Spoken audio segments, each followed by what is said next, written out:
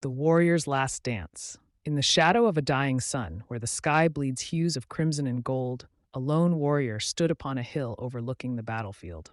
The echoes of steel against steel had faded, leaving only the whispers of the wind and the soft lament of crows circling overhead. His armor, once gleaming with the pride of 1,000 victories, was now battered and scarred. The deep cuts and dents told stories of battles won and lost, of friends fallen, and of enemies vanquished. The weight of his sword, heavy in his hand, was nothing compared to the burden in his heart.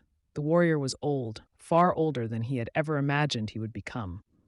His once muscular frame had grown weary, the years of relentless fighting sapping the strength from his bones. Yet within him, the fire of a fighter still burned, flickering like a dying flame in a gust of wind. His eyes, sharp as an eagle's, scanned the horizon. No more foes approached, no more battles to fight. The war was over. But in the silence of the dusk, the warrior could feel it, the call. It wasn't the call of another battle, nor the rallying cry of comrades. It was something deeper, something ancient, pulling him toward the earth he had fought so hard to protect. He sheathed his sword, the blade sliding into its scabbard with a finality that echoed in the stillness.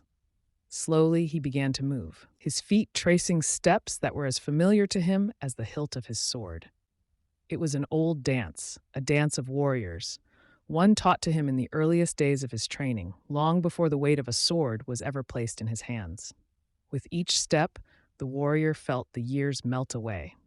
The aches and pains of his body began to fade as he moved, his feet tracing the intricate patterns on the ground. His arms, which had wielded countless weapons, now moved with the grace of a dancer, sweeping through the air in a rhythm only he could hear. This was no dance of joy, nor one of sorrow. It was a dance of honor, a final tribute to the life he had lived.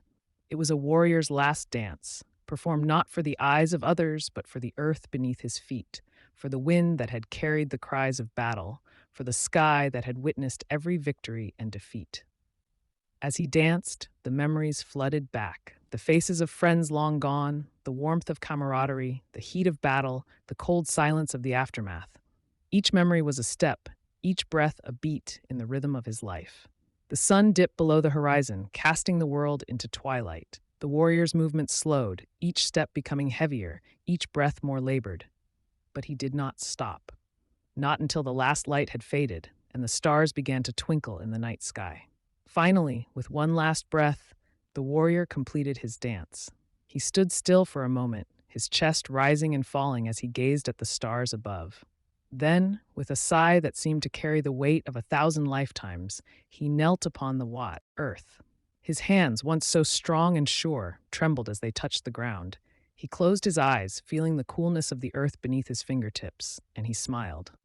The battle was over. The war won. His duty was done. And as the night embraced him, the warrior laid down upon the earth, his body sinking into the soil that had borne him, nurtured him, and carried him through every trial. His sword, still sheathed, lay at his side, its blade no longer needed. The wind whispered through the trees, carrying with it the faintest echo of a melody, the last notes of the warrior's final dance. And then, in the stillness of the night, the warrior breathed his last, his soul finally at peace. The world would remember him as a great warrior, a hero of 1,000 battles. But beneath the stars, in the quiet of the night, he was simply a man who had danced his last dance, and in that dance, found his final rest.